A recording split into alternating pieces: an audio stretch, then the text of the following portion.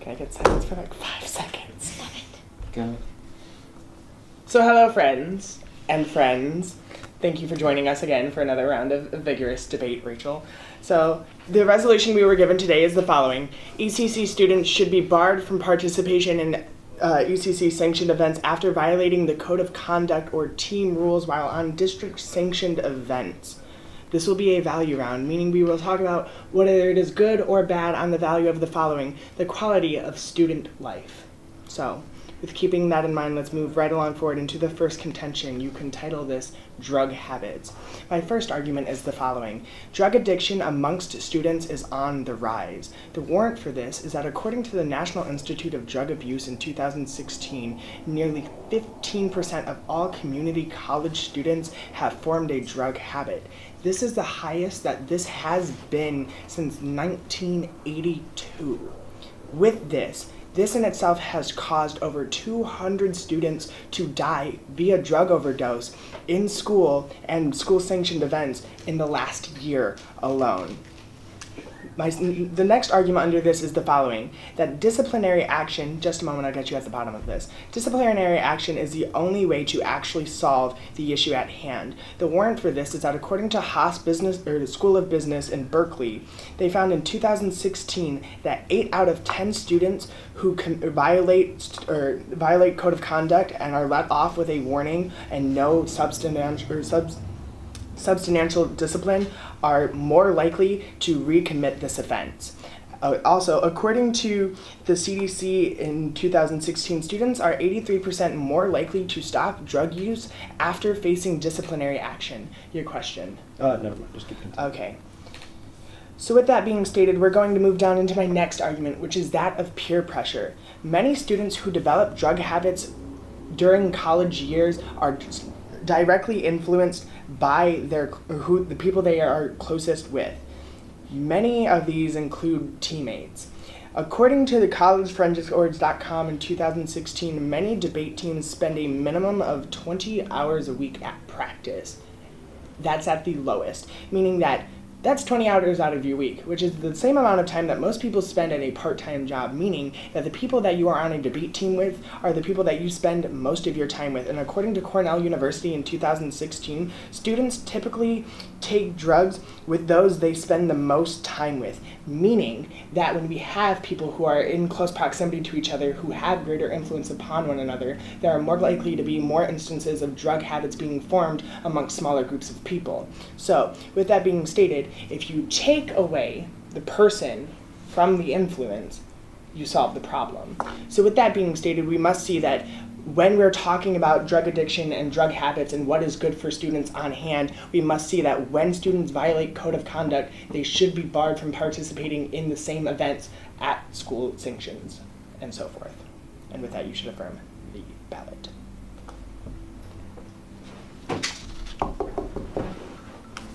And there's your vote. All right. I know you pass me the pink pen Peas. or the black pen, whatever pen you're not using at this No, moment. you do the black one. Yeah. All right, y'all ready? How many offs do you have? I have One. one off, and then I'm gonna go case straight down. Okay. So top of case, case straight down, and then off case. Cool. Top of case, case, off case. All right, everyone ready? Sure. Yeah? Yes. Okay. So first, beginning with the top of case, you can extend across all of their arguments, all of their points as this is a value debate. However, a counter value that we will put as a negation is priority. You should prioritize the prior question, meaning that if there is a more pressing issue, you'll be voting on the side of the negative because you will be negating the resolution on their case. Go down to where they say disciplinary action is the only way to solve. My response here is that school-sanctioned events are key to self-motivation. Participation in school-sanctioned events helps students, particularly at community colleges, to turn their lives around. My first warrant for this is LAUSD. Their urban debate leagues have a 90% graduation rate, 70% of which go to four-year universities. According to the National Forensics League, urban debate leagues have more than 70% of students matriculating from four-year universities across the nation. Yeah. how do statistics given for urban debate leagues on the high school level correlate with drug habit problems that are being done by collegiate students? My warrant shows that in an instance where people are in motivated environments within their school surfaces, they have the ability to go forward and turn their lives around and be self-motivated on their own. Whether this is in high school or college is really irrelevant. It's the point that they are in these school-sanctioned events and they are working hard and being motivated. My next argument here is that disciplinary infractions are often small slip-ups and shouldn't be the reason why we force kids to stop participating in what motivates them. So where they talk about why disciplinary action is the only way to solve, this isn't true. Actually, we're going to be back-turning a lot of the self-motivation that these students have built up. My next argument here is scholarships. If we have disciplinary action against these students and no longer allow them to participate in these events, we are taking away key scholarships that they could have. Debate specifically gives people scholarships to four-year universities and allows students to get education that they deserve because this is something that they're good at. If we take it away from them, we literally take away their education. Banning them will further discourage them and not solve the problem. We should look to solve the cause of why these kids are violating the code of conduct to begin with, not try to punish them for it when it happens. Yeah. So going back to the idea about scholarships, the things you're talking about are specific to high school students. So how does that become relevant when we're talking about situations that happen at My argument UCC? is that people at community colleges on the debate teams often have instances where they get scholarships to four-year universities and are able to get their educations there. They're at community colleges oftentimes because they have an inability to pay for their four-year university to begin with. I'll get you at the bottom. There are arguments of peer pressure that we should remove the person who is the bad influence on the rest of their teammates. By this logic, we should go back to the tracking systems in which we have only the honors kids kept together in their classes and things like that because we don't want to quote-unquote corrupt the good kids when the troubled kids are around them. This just isn't true. The real world isn't like this. If we keep protecting these kids and keeping them sheltered, if they go out into the real world, they'll never be experienced enough. Off case. I'll get you at the bottom. Counter contention 1 is institutional racism. Educational institutions disproportionately divert disciplinary resources towards people of color.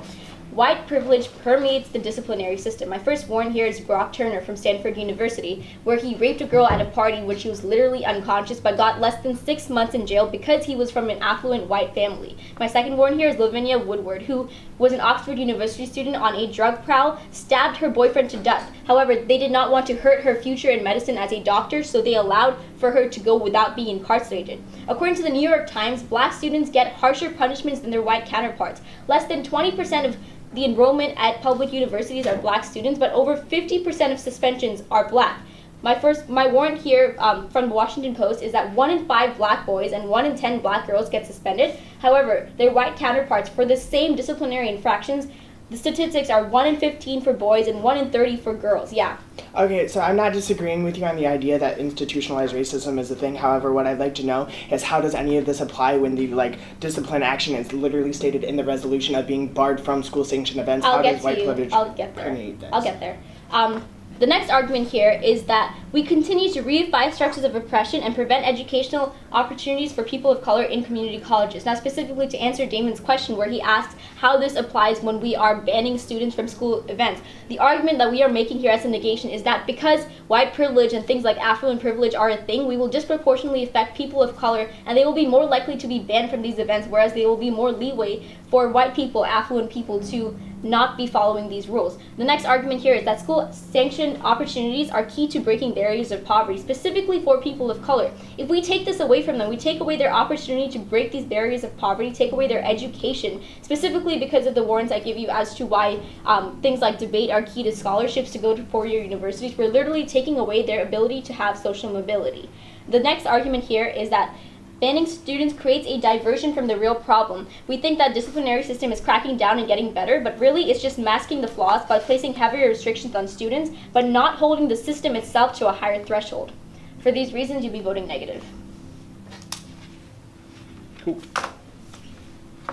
See that? Nice.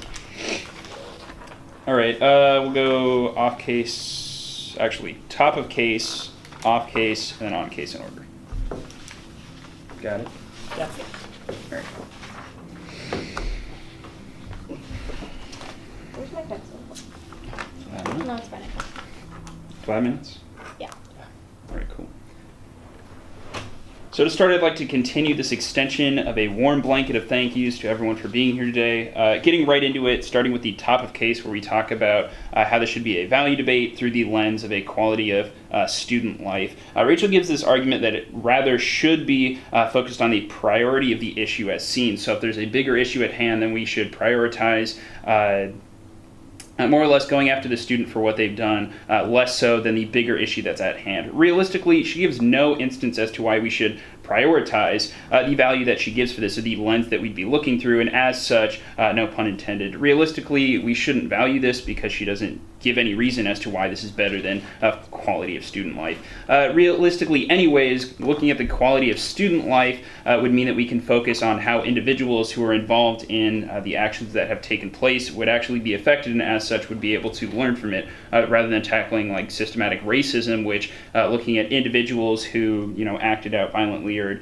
did something that then called upon this action by an academic committee, then they more or less don't really learn from that lesson. But further, going on to their arguments, their just general contention they talk about is systematic racism and how more or less this upholds this idea of white privilege because they're not necessarily granted a large amount of time away, or they more or less get less compared to their African American counterparts or their minority counterparts in terms of the action that would be brought against them. Realistically, this doesn't question whether or not we should bring forth sort of an issue as to how we should treat the instance and that we should hold students accountable. Realistically, this is not questioning that. This is not saying that students shouldn't be held accountable. Rather, it's saying that we should fix the system because, in part, due to white privilege, white individuals are not gaining the full amount of responsibility that they should compared to their African American counterparts. Yeah. If we don't envision a world in which these school-sanctioned events are banned from these students who have these violations, how are we able to actually have this debate tangibly? Okay, so looking at this specifically, if a student slips up, to a limited amount, then the likelihood of them being banned from an instance where they're involved, specifically looking at like debate per se, is minimal realistically anyways. The instances you're talking about are larger crimes. So you look specifically to like Brock Turner, or the second where you talk about a woman who was in medical school who stabbed another individual. We can see that these are for bigger issues, right? These aren't for the small slip-ups you talk about in your case that then denies individuals to gain access to things like the scholarships you talk about, or allowing them to further their critical thinking skills through debate. That doesn't deny them that in the instance of small slip-ups. This denies the ability for individuals who, murder someone or rape someone from then gaining access to, per se, taking part in debate. Yeah. Will you just go over the fact that the idea of like Brock Turner and Levine Woodward were not disciplinary actions given by the school, they were given by the judicial system that permeated white privilege and not the school system? Yeah, going off of that, Rachel specifically talking about issues within the criminal structure or how they're being treated within the criminal system. However, we're talking about specifically an academic body coming through. Yeah, quickly. Are instances of slip-ups with drug and alcohol not violations of the Code of Conduct for El Camino College? Yes, they're still violations. I'm not saying it has to be instances where it's not a violation. However, it is a smaller violation compared to stabbing someone or raping someone. So where do you draw the threshold of who gets banned and who does not, when the resolution says that all violations get banned? This is why we have academic committees who decide this. They can determine how severe the crime actually was and whether or not or to what extent the action should be taking place. Moving on, because I'm running out of time, we can see through their arguments that they don't really address why academic probation or academic discipline should not be taken. Moving forward to the arguments that Damon presents that we will further uphold, look to the first, where we talk about how there's an increase in drug addiction within college, specifically looking to the two warrants where over 200 students die yearly because of drug addiction, and to the 15% of college students who have habits as a result of accumulating this drug habit within college specifically. Moving to the second argument as to how action is the only issue or the only way to solve. Realistically, we're talking about how it is the only substantial way to solve. Realistically, by forcing individuals to become responsible for their actions, we're teaching teaching them that they have to take responsibility for their actions. Going forward, Rachel brings up this argument of sheltering students. We're not sheltering students, we're bringing them more so into the real world because we're holding them responsible for the actions they've taken, which are against the code that not only El Camino has established, but also the team. Also, going on to that argument that she presents, this establishes that students were not given an outline of the rules they must follow from the beginning of the season, of the school year, and as such, because individuals are available of this contract on a regular basis, they know what lines they have to fall into.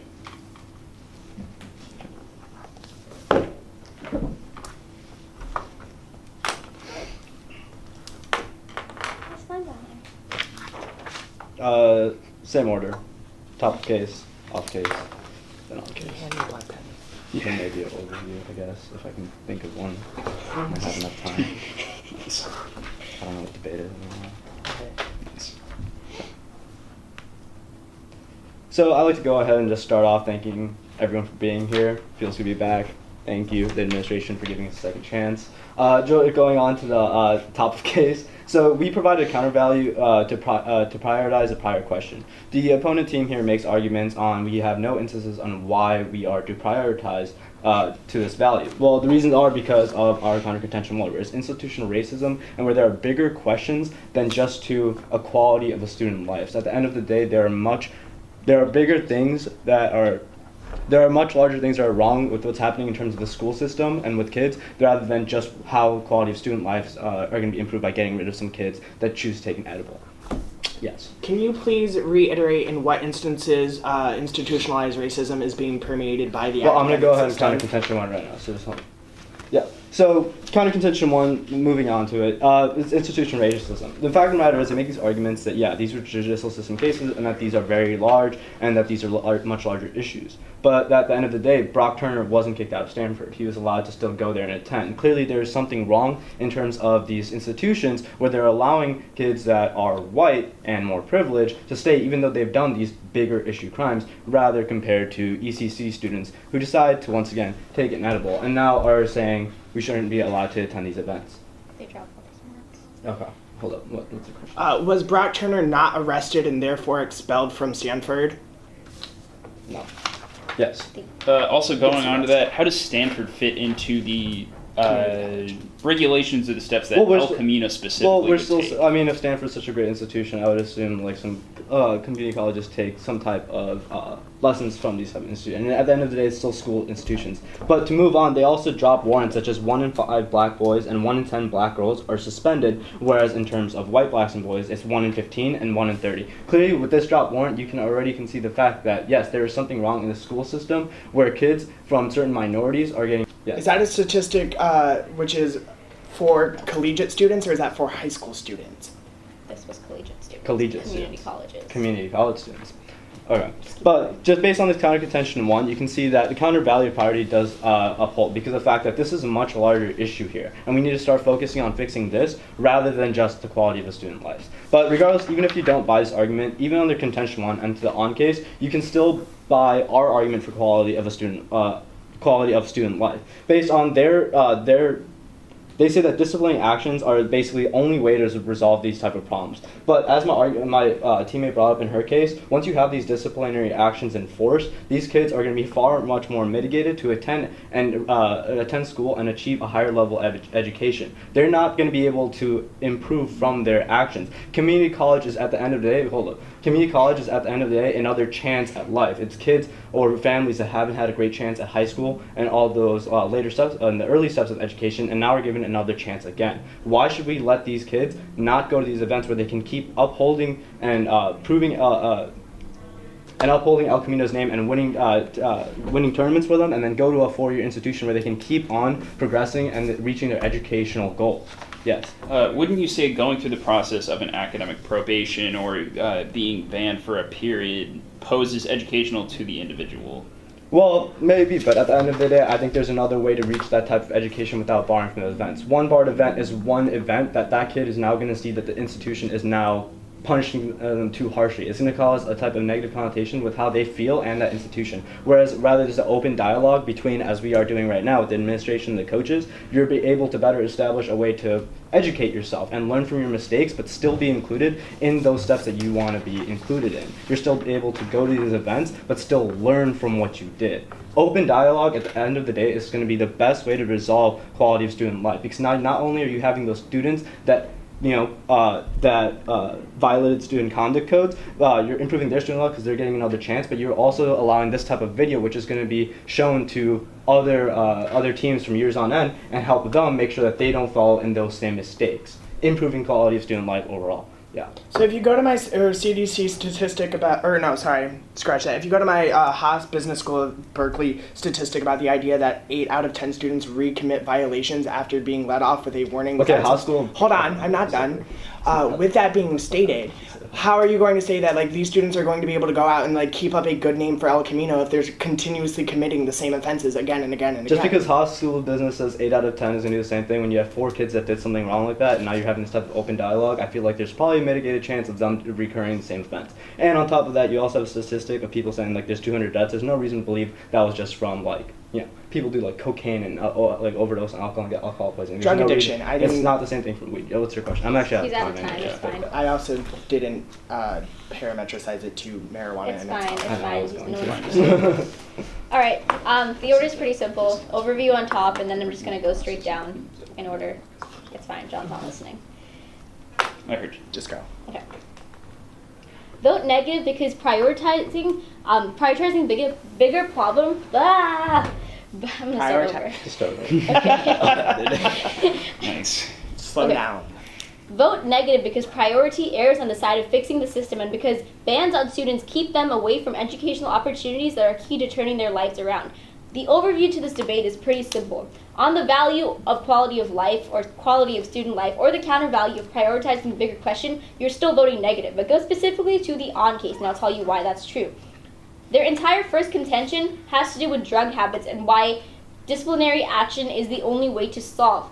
Firstly, you can extend across Waupin's argument that says that disciplinary action does not mean that they have to get banned. We have things like open dialogues where we have open conversations and a video such as this one, which is mitigated by our coaches and by the disciplinary staff. We are saying that the banning is uniquely bad. Second, extend all of my arguments that go untouched that specifically state that banning students from these educational opportunities that are key to turning their lives around, key to things like scholarships, are probably uniquely bad and affecting their lives to begin with. This means that they don't have a good quality of life if you're taking away their opportunities for things like scholarships, but also means that we are not giving them a second chance, which is probably pretty bad. They also have no response to the arguments under their peer pressure where we say that by the logic of their take away the bad influence. What? John literally stated that you misinterpreted what I stated and stated that we weren't sheltering a child, we were taking the child away from the negative influence, not the negative influence away from the child. Okay, where's the new argument? So Waupin didn't respond to that.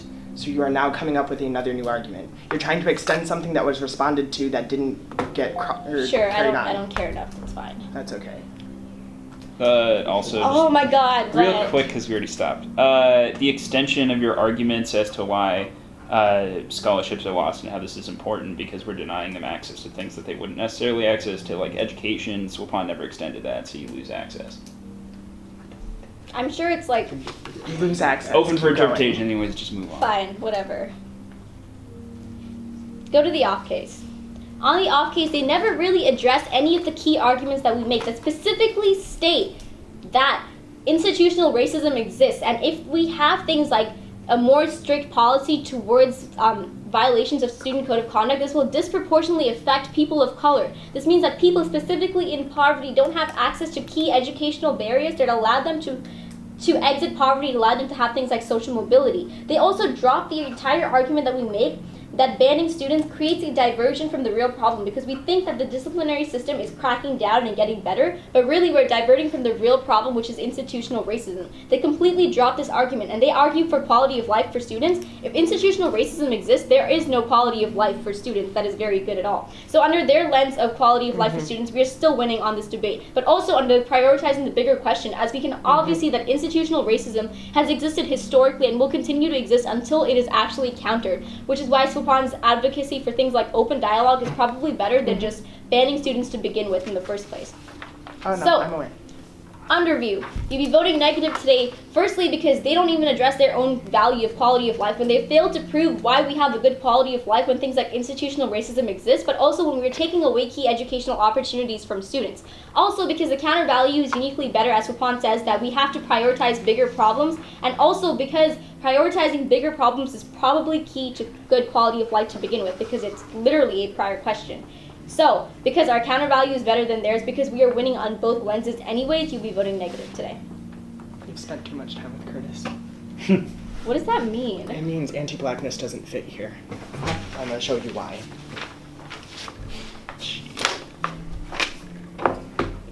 Don't forget top of the case. I'm going to. That's where I'm going straight first.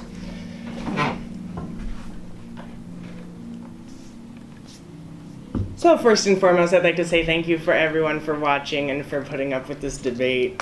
It's been lovely. We're going to go straight to the top of case. There's a major issue here when we're weighing the values, and that is that they say that you should prioritize the question of like institutional racism, but however, to give you no instance as to why this is important when discussing ECC or throughout their entire contention against institutionalized racism shows you where in ECC's contract or their code of conduct perpetuates this idea of institutionalized racism against black people. Point of order. Yes. El Camino College came up at no point in this debate on the value debate. My response to this would be that John literally said that you have no instance as to why this is important, and I'm elaborating on that. He's extending the argument. And Swapon had more or less no response to that.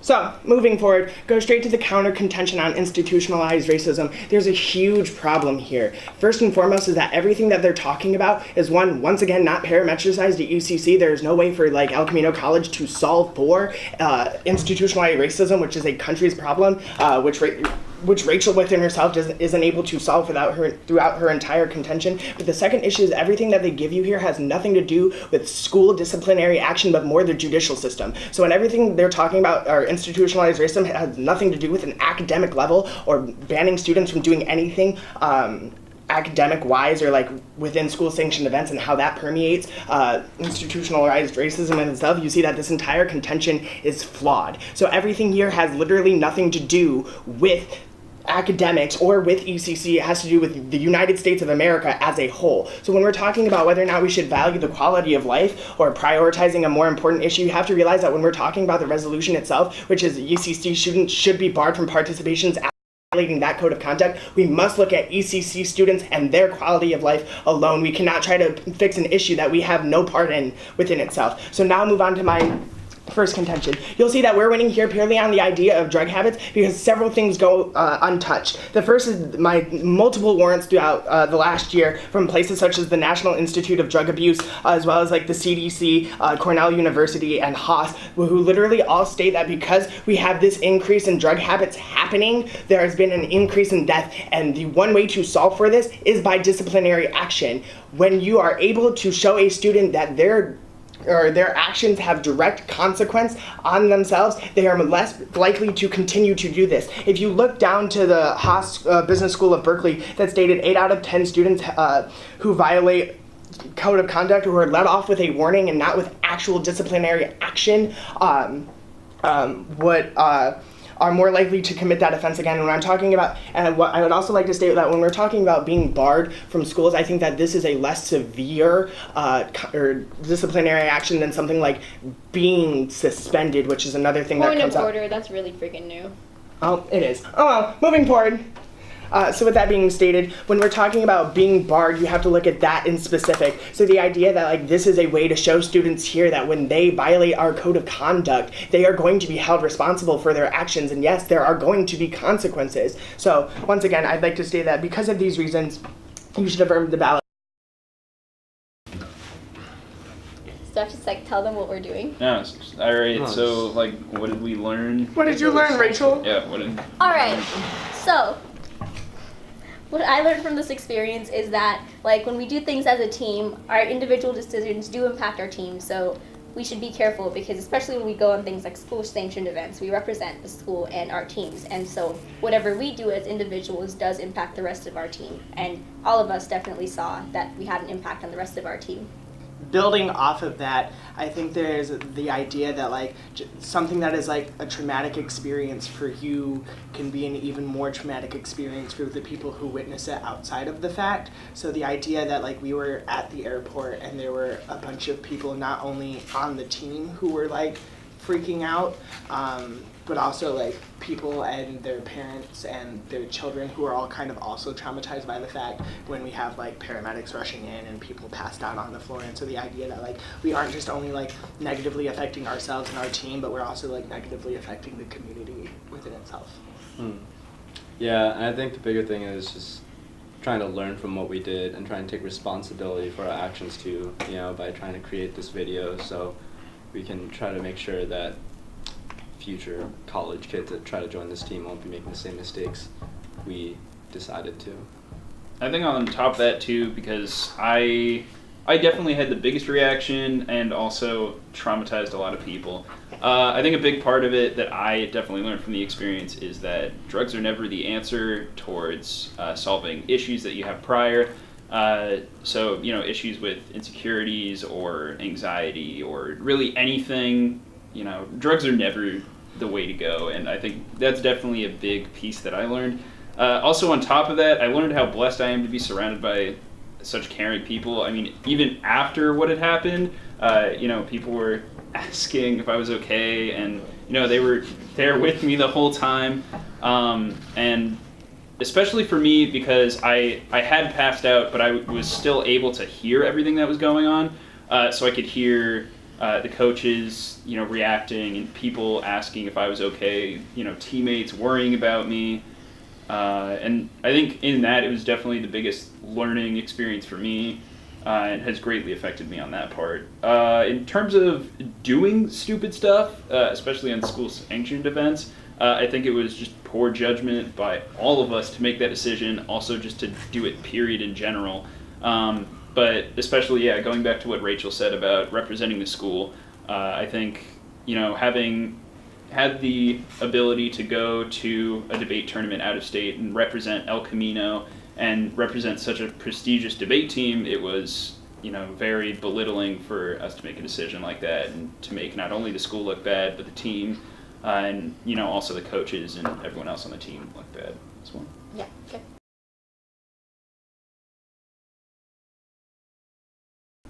Hi, so personally I'm not a fan of zero tolerance programs. I think that everything should be handled on a case-by-case basis, taking into consideration the participants' backgrounds and the specifics of the violation. That being said, I do feel that the affirmative won the debate. This was based primarily on their evidence that said that consequences are the key to rehabilitation, and also the evidence that said that debaters spend so much time on the team with each other that if there are no consequences, or if they're not off the team, the negative behavior could spread to the rest of the team. The opposition, I think, could have won the debate if they had extended Rachel's tracking argument and expanded upon it. This was completely dropped. They also could have argued that drugs is only one infraction. It could be many different types of infraction. To throw somebody off a team for what could be a very minor violation of the rules would be unfair or too great a punishment. I thought that the off case that the negative presented was really interesting, but they did say that Brock Turner returned to Stanford after prison, and that in fact is not true. Stanford released a statement that said that he would never set foot on their campus again. Additionally, they said that their evidence of the disparity between suspensions of white students and African American students was specific to community colleges. And again, that was not true. That was evidence specific to high school students, so there was a little bit of misinformation going on there. On the value was also very interesting. The fact that the negation said that we should answer the prior question of systemic racism before addressing punishments was good, But I think that Damon's evidence, where he said that we can't solve for the prior question of systemic racism, was better. If we were to take the negations point, then we would never punish anything. We wouldn't punish rapists, we wouldn't punish murderers, because we can never, in fact, solve systemic racism. I think it was a really great debate, and I think, in fact, it is evidence that students who violate the rules should not be prohibited from continuing in their event under certain circumstances, because these 4 debaters did a fabulous job.